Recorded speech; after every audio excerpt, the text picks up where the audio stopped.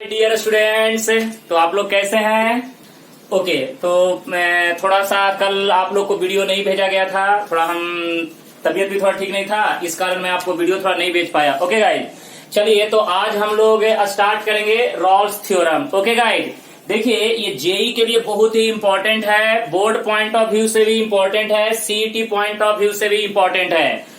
तो देखो बेटे, सबसे पहले मैं तुमको बताऊंगा कि रॉल्स थ्योरम का स्टेटमेंट क्या है। ओके, रॉल्स थ्योरम अप्लीकेबल कब होगा, दूसरा पॉइंट। सबसे पहले आपको क्या करना है कि रॉल्स थ्योरम का स्टेटमेंट क्या है, दूसरा रॉल्स थ्योरम कब अप्लीकेबल होगा सवाल में, तीसरी बात कि रॉल्स थ्योरम को वेरीफाई कैसे करेंगे। ये तीन बात जो है आपके सामने आना चाहिए। पहला, रॉल्स थ्योरम का स्टेटमेंट क्या है, सुन लीजिए, रॉल्स थ्योरम का स्टेटमेंट क्या है। दूसरी बात, रॉल्स थ्योरम अप्लीकेबल कब होगा, और रॉल्स थ्योरम को हम वेरीफाई कैसे करेंगे। ओके गाइस, तो चलिए अब मैं तीनों एक एक करके आपको समझाने जा रहा हूं, ध्यान से समझिएगा। देख बेटे, रॉल्स थ्योरम, तो यहां पे देखो हम बोलेंगे कि इफ, देखो यहां पे f of x be any real valued function, लिखो बढ़िया से, any real valued function, any real valued function defined on, देख बेटे, defined on close interval A comma B, then देख बेटे, यहां पे हमने क्या किया, एक रियल वैल्यूड फंक्शन कंसीडर किया, वो रियल वैल्यूड फंक्शन डिफाइन है क्लोज इंटरवल ए कॉमा बी में। देख बेटे, अब आपको ये पता होना चाहिए क्लोज इंटरवल का मतलब क्या होता है। सुनो, देखो यहाँ पे मैं तुमको एक बात समझाना चाहूंगा। ये देखो यहाँ पे नंबर लाइन पे बेटे, ये ए है और ये बी है। क्लोज इंटरवल का मतलब होता है यहाँ पे आपका क्या होता है बेटे, डार्क सर्कल, यहाँ पे होता है आपका डार्क सर्कल। ओके गाइस, इसका मतलब है कि ए और बी को हमें क्या करना है, पकड़ के चलना है। ए और बी को क्या करना है, पकड़ के चलना है। इनके बीच में सारे पॉइंट को तो पकड़ना ही पकड़ना है, साथ में ए और बी को भी क्या करना है, पकड़ के चलना है। इसी को हम क्या बोलते हैं बेटे, क्लोज इंटरवल। क्या बोलते हैं बेटे, क्लोज इंटरवल। और बेटे ये आपका क्या हो गया, क्लोज्ड इंटरवल। देख बेटे, ये आपका हो गया क्लोज इंटरवल।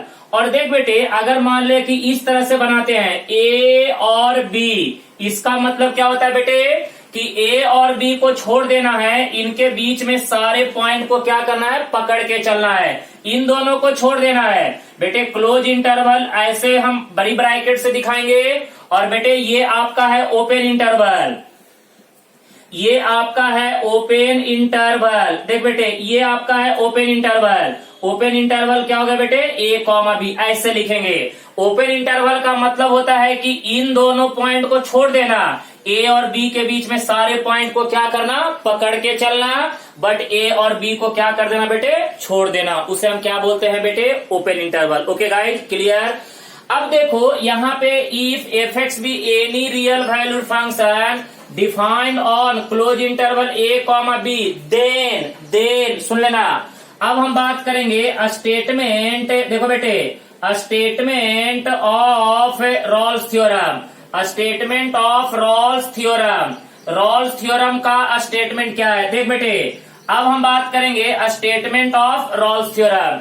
तो देखो यहाँ पे हम बात करेंगे नंबर 1, देखो statement of Rolle's theorem. Rolle's theorem का स्टेटमेंट क्या है बेटे, तो बोलता है कि if f of x is continuous on close interval A comma b. बेटे ध्यान से सुनो, कहता क्या है कि रॉल्स थ्योरम का जो पहला स्टेटमेंट है वो क्या बोल रहा है कि एफ एक्स जो होना चाहिए वो क्या होना चाहिए बेटे, कंटिन्यूअस फंक्शन। क्या होना चाहिए, कंटिन्यूअस फंक्शन। कंटिन्यूअस का मतलब क्या होता है, वैसा फंक्शन जिस फंक्शन का ग्राफ ब्रेक नहीं होना चाहिए, टूटना नहीं चाहिए।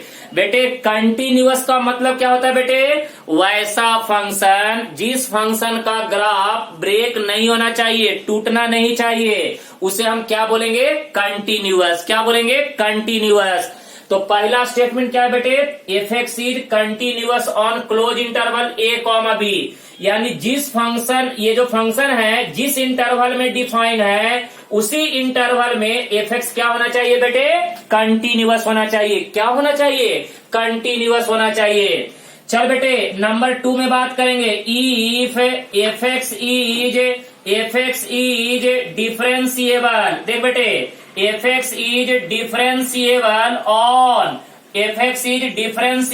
On open interval A comma B. Okay guys, तो यहां पे एक समझने वाली बात है कि दूसरा स्टेटमेंट क्या है बेटे, एफ एक्स जो होना चाहिए वो क्या होना चाहिए, डिफरेंशिएबल होना चाहिए। डिफरेंशिएबल का मतलब समझते हैं कि उस फंक्शन का इस इंटरवल में डिफरेंशिएशन पॉसिबल होना चाहिए। डिफरेंशिएबल का मतलब क्या होता है बेटे, कि इस फंक्शन का इस इंटरवल में डिफरेंशिएशन पॉसिबल होना चाहिए। तो हमने क्या लिखा, F x is differentiable on, बेटे ये ओपन इंटरवल है, इसका मतलब क्या है, ए और बी को छोड़ देना, इनके बीच में हर एक पॉइंट को काउंट करेंगे, लेकिन ए और बी को क्या करेंगे बेटे, छोड़ देंगे। क्लियर है ये बात। तो भाई साहब ये 2 स्टेटमेंट बहुत इंपॉर्टेंट है आपको बेटे, स्टेट बोर्ड में स्टेटमेंट 2 मार्क में आपका पूछ चुका है और पूछेगा भी। State the Rolle's theorem 2 marks में। तो एकदम बढ़िया से डिटेल में लिखने का, जैसे जैसे बता रहा हूं वैसे लिखने का। नंबर 3 में f of A is equal to F of B. क्या बात है बेटे, तीसरा कंडीशन हमारा क्या है, f of A is equal to F of b. अब जरा सुनिएगा, किसी भी फंक्शन के लिए अगर ये 3 कंडीशन फुलफिल हो गया, इसका मतलब कि रॉल्स थ्योरम क्या होगा बेटे, एप्लीकेबल होगा या सेटिस्फाई होगा। सुन लीजिए ध्यान से बेटे, ये 2 मार्क में आता है, ये बता दे रहा हूं। स्टेटमेंट ऑफ रॉल्स थ्योरम लिखने के लिए बोर्ड में 2 मार्क के लिए आता है कि स्टेटमेंट ऑफ रॉल्स थ्योरम बताओ क्या होता है। तो इसके टोटल कितने स्टेटमेंट है बेटे, 3। पहला, F x is continuous on close interval A comma B. दूसरा, F x is differentiable on open interval, बोलो ना, ऑन ओपन इंटरवल क्या बेटे, A comma B. Okay guys, बेटे कंटिन्यूअस है close interval A comma B, F x is differentiable on open interval A comma B. तीसरा बेटे, F of A is equal to F of B. क्या है बेटे, F of A is equal to F of b. अगर ये तीनों condition satisfied हुआ, तब जाके हम बोलेंगे कि हमारा दिया हुआ फंक्शन रॉल्स थ्योरम को क्या करेगा, सेटिस्फाइड करेगा। तो यहां पे बोलेंगे देन, देख बेटे, then all three conditions are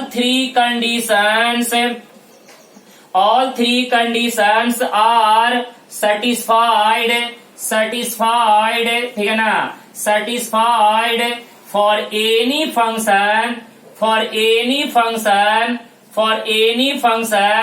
it means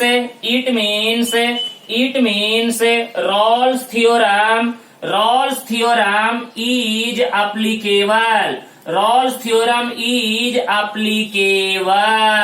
Rolle's theorem is applicable.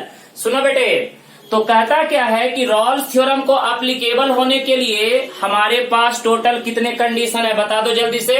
3 condition. देख बेटे, रॉल्स थ्योरम को एप्लीकेबल होने के लिए हमारे पास टोटल कितने कंडीशन है, 3 कंडीशन। पहला, फंक्शन को कंटिन्यूअस होना पड़ेगा। दूसरा, फंक्शन को डिफरेंशिएबल होना पड़ेगा।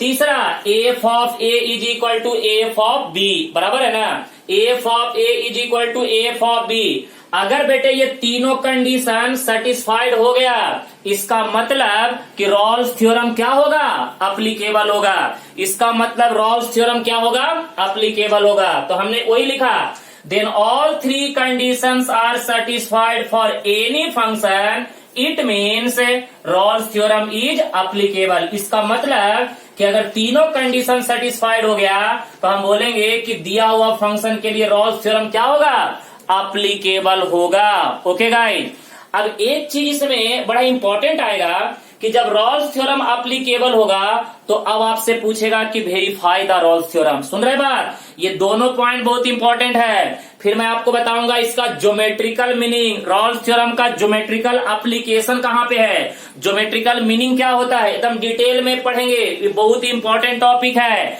जेडब्ल्यू पॉइंट ऑफ व्यू से, बोर्ड पॉइंट ऑफ व्यू से, सीईटी पॉइंट ऑफ व्यू से। और जरा इसको अच्छे तरह समझिएगा, रॉल्स थ्योरम और एलएमवीटी ये बहुत ही इंटरेस्टिंग टॉपिक है और ये आपको मजा आने वाला है। तो अभी मैंने आपको बताया कि स्टेटमेंट ऑफ रॉल्स थ्योरम क्या है और रॉल्स थ्योरम कब अप्लीकेबल होगा, यहां तक क्लियर हो गया। चल बेटे अब हम आते हैं क्या, वेरिफिकेशन ऑफ रॉल्स थ्योरम। चलो अब वेरीफाई द रॉल्स थ्योरम, अब हम देखेंगे verify the Rolle's theorem.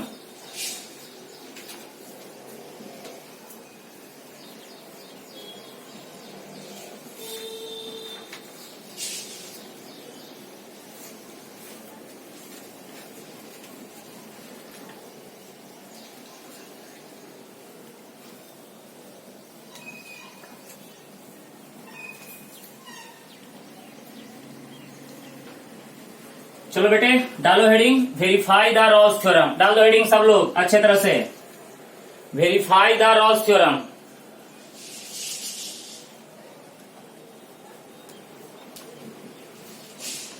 Verify the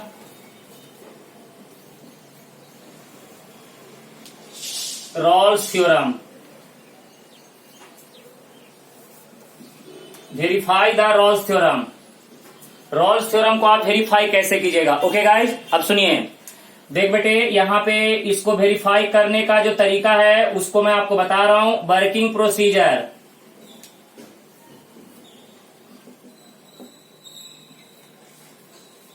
working procedure, okay guys अब जरा समझना बढ़िया से और इंटरेस्ट लेके समझना। बेटे सबसे पहले मैं स्टेप बाय स्टेप आपको लिख के दे रहा हूं। स्टेप नंबर 1 सुनना, स्टेप नंबर 1। चल बेटे वेरीफाई कैसे करना है, तो सबसे पहले देखो यहाँ पे तुमको क्या रहेगा, एक फंक्शन दिया रहेगा, एफ दिया रहेगा ना, एफ जो है एनी फंक्शन, इसी का तो आपको क्या करना है, वेरीफाई करना है, एनी फंक्शन। तो सुनिए एनी फंक्शन, तो सबसे पहले आपको क्या करना है, इसको मान लेना है कि let y is equal to F of x मान लेना है, okay guys. Let y is equal to F of x है, पहले y is equal to f x मान लेना है। उसके बाद देख बेटे स्टेप नंबर 2 में, स्टेप नंबर 2 में उसके बाद निकालना है dy बाई डी एक्स है। बेटे dy by d x is equal to क्या हो जाएगा, एफ डैश ऑफ एक्स है। सेकेंड स्टेप में क्या करना है बेटे, dy बाई डी एक्स निकालना है। सेकेंड स्टेप में क्या करना है बेटे, dy बाई डी एक्स निकालना है। सेकेंड स्टेप में क्या करना है बेटे, dy बाई डी एक्स निकालना है। थर्ड स्टेप बेटे, थर्ड स्टेप देख लो यहाँ पे, थर्ड स्टेप में क्या करना है, पुट करना है dy by d x is equal to 0 के बराबर, dy by d x is equal to 0, यानी that is f dash of x is equal to क्या हो जाएगा, 0 के बराबर। बेटे dy बाई डी एक्स को 0 के बराबर, यानी that is f dash of x is equal to 0। बेटे f dash of x is equal to क्या हो गया, 0। उसके बाद देख बेटे स्टेप नंबर क्या, स्टेप नंबर 4। बेटे स्टेप नंबर 4 में क्या करना है, जैसे ही एफ डैश ऑफ एक्स को 0 के बराबर कीजिएगा उसके बाद आपको क्या करना है, ठीक है ना, f dash of x is equal to 0। सुनिए f dash of x is equal to क्या कीजिएगा, 0। उसके बाद क्या कीजिएगा, पुट कीजिएगा x is equal to c. बेटे x is equal to c, x is equal to c, इसका मतलब क्या हो गया, इसका मतलब है कि x is equal to c कहाँ पुट करना है बेटे, यहाँ पे करिएगा। तो यहाँ पे कीजिएगा तो क्या होगा, f dash of C is equal to 0। एकदम देखते जाओ ध्यान से, एफ डैश ऑफ सी बराबर है ना, अरे एक्स के जगह पे सी पुट करना रे, x is equal to c, तो F dash of C is equal to क्या होगा, 0। अब बेटे अब जरा सुनो कि जैसे ही एक्स इज इक्वल टू सी यहाँ पे पुट करोगे, एक्स के जगह पे सी, सुन रहे ध्यान से बेटे, एक्स के जगह पे सी पुट करोगे तो F dash of C is equal to 0। और स्टेप नंबर बेटे स्टेप नंबर 5 में क्या करना है, now solving equation in step number 3। बेटे स्टेप नंबर 4। बेटे स्टेप नंबर 4 से जो इक्वेशन आया है उसको सॉल्व करना है and find the value of c. And find the value of c. बेटे उसके बाद सी का वैल्यू क्या करना है, प्राप्त करना है। सुनो ध्यान से, सबसे पहले दिया हुआ फंक्शन को y के बराबर मान लेना है। सुन रहे हो ध्यान से, सबसे पहले दिया हुआ फंक्शन को y के बराबर मान लेना है। उसके बाद उसका डिफरेंशिएशन करके dy बाई डी एक्स निकाल लेना है। उसके बाद dy बाई डी एक्स निकालने के बाद f डैश ऑफ x को क्या करना है, 0 के बराबर। जब f डैश ऑफ x को 0 के बराबर कर लेंगे तो बेटे x में इक्वेशन आएगा, x में अब क्या करना है, उस x के जगह पे c पुट कर देना है, तो आपको बेटे c में इक्वेशन आ जाएगा। समझ रहे बात ना, आपको किस में इक्वेशन आ जाएगा, c में। और बेटे इस इक्वेशन को सॉल्व करके किसका वैल्यू निकालना है, c का। ये बात सुन लीजिए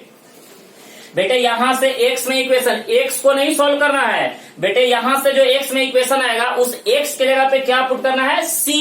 और बेटे यहां पे c में इक्वेशन आएगा और उस इक्वेशन को सॉल्व करके किसका वैल्यू निकालना है, c का। किसका वैल्यू निकालना है, c का। तो बेटे उसके बाद जैसे ही c का वैल्यू निकलेगा, स्टेप नंबर 5 में क्या कीजिएगा, चेक कीजिएगा। सुनिए यही इंपॉर्टेंट है, यही डिसाइड करेगा, 5वां नंबर जो स्टेप है यही डिसाइड करेगा कि आपका रॉल्स थ्योरम वेरीफाई हो रहा है या नहीं हो रहा है। तो सुन बेटे, यहां से जो c का वैल्यू निकाले हैं वो चेक करिए कि वो c का वैल्यू a और b के बीच में लाई कर रहा है कि नहीं कर रहा है। सुन ले बेटे, अगर c का वैल्यू a और b के बीच में लाई करेगा तभी जाके रॉल्स थ्योरम क्या होगा, वेरीफाई होगा। यानी आप इसको ऐसे भी बोल सकते हैं कि C जो है belongs to open interval A comma B। बेटे C का जो वैल्यू है हमेशा A और B के बीच में क्या करना चाहिए, लाई करना चाहिए।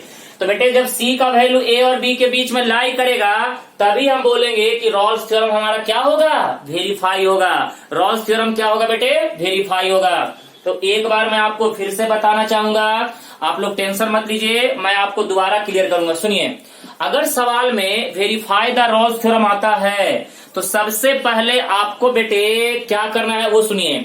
सबसे पहले बेटे y is equal to f x निकालना है, sorry y is equal to f x मान लेना है। सेकेंड स्टेप में dy बाई डी एक्स निकाल लेना है। उसके बाद आपको क्या करना है, dy बाई डी एक्स को 0 के बराबर कर देना है। जैसे ही आप dy बाई डी एक्स के 0 के बराबर कीजिएगा तो f dash of x is equal to क्या होगा, 0 होगा बेटे।